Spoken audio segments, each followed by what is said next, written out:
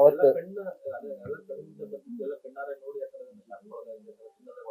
ಅದೇನು ಗೊತ್ತಿಲ್ಲ, ಯಾಕಂದ್ರೆ ಎಲ್ರು ಕಾಲ್ ಟ್ರೈ ಮಾಡಿದ್ರು ಅವತ್ತು.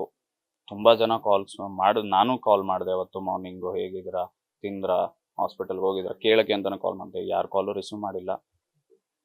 ಅವತ್ತು ಅಂತ್ಯಕ್ರಿಯೆ ಆದ ಬಳಿಕ ನಿಮ್ ಜೊತೆ ಏನಾದ್ರು ಮಾತಾಡ್ಬಿಟ್ಟು ಹೋದ್ರ? ಹೌದೌದು, ನಮ್ ಜೊತೆನೇ ಇದ್ರೆ. ಯಾಕಂದ್ರೆ ಅವ್ರು ಹೇಳಿದ ಒಂದೇ ಮಾತು, ಯಾಕಂದ್ರೆ ಹೈದ್ರಾಬಾದಲ್ಲಿ ಯಾರು ಇಲ್ಲ ಅಂದ್ರೂ ನಾನು ಇದ್ದೀನಿ, ಏನೇ ಇದ್ರು ನಾನು ಇರ್ತೀನಿ ಅನ್ನೋ ಒಂದು ಮಾತು, ಒಂದು ಸಪೋರ್ಟ್ ಆಗಿ ಒಂದು ಮಾತು ಹೇಳ್ಬಿಟ್ಟು ಅವತ್ತು ಹೊರಟ್ರು ಅವರು. ಅದಾದ್ಮೇಲೆ 2-3 ದಿನ ಆದ್ಮೇಲೆ ಚೆನ್ನಾಗೇ ಇದು ಮಾಡಿದ್ರು. ಹಾಸ್ಪಿಟಲ್ಗೆ ಹೋಗಿದ್ದೆ, ತಿಂದೆ, ಚೆನ್ನಾಗೇ ಇದ್ರು. ಈ ತರ ಆಗತ್ತೆ ಅಂತ ಯಾರು ಅನ್ಕೊಂಡಿರ್ಲಿಲ್ಲ ಆಕ್ಚುಲಿ.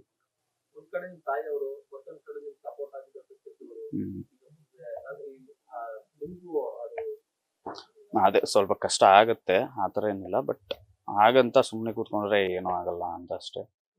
ಈಗ ನಮ್ಮ ತಂದೆಯವರು ಇದ್ದಾರೆ ನನಗೆ ಅಂತ, ನನ್ನ ತಂಗಿಗೆ ಅಂತ, ಏನಿಲ್ಲ ಅದ್ರ ಬಗ್ಗೆ. ಇಲ್ಲ, ಮುಂದಿನ ತಿಂಗಳು ಅವಳ ಎಕ್ಸಾಮ್ ಇದೆ. ಅವಳ ಎಕ್ಸಾಮ್ಗೋಸ್ಕರ ಆ ಎಕ್ಸಾಮ್ ಮುಗಿಸ್ಬಿಟ್ಟು ನಾವು ಮುಂದೆ ಏನ್ ಮಾಡೋದು ಅಂತ ಸ್ವಲ್ಪ ಪ್ಲಾನ್ ಮಾಡ್ತೀವಿ. ಏನಾಗಿ ಬೆಳಿಬೇಕು ಅಂತ ನಿಮ್ಮ ತಾಯಿಯವರು ಆಸೆ ಪಡ್ತಾ ಇದ್ರು? ಆಕ್ಚುಲಿ ಆಕ್ಟರ್ ಆಗ್ಬೇಕು ಅಂತಾನೆ ಆಸೆ ಇದ್ದಿದ್ದು ನಮ್ಮಮ್ಮನಿಗೆ. ನಾನು ಅಷ್ಟೇ, ಅವರು ವಿಲನಿಸಮ್ಗೆ ಇನ್ಸ್ಪೈರ್ ಆಗಿನೇ ನಾನು ಆಕ್ಟಿಂಗ್ ಕರಿಯರ್ ಸ್ಟಾರ್ಟ್ ಮಾಡ್ಬೇಕು ಅಂತಾನೆ ಬಂದಿದ್ದು. ಸೊ ಅವ್ರಿಗೂ ಅದೇ ಆಸೆ ಇತ್ತು.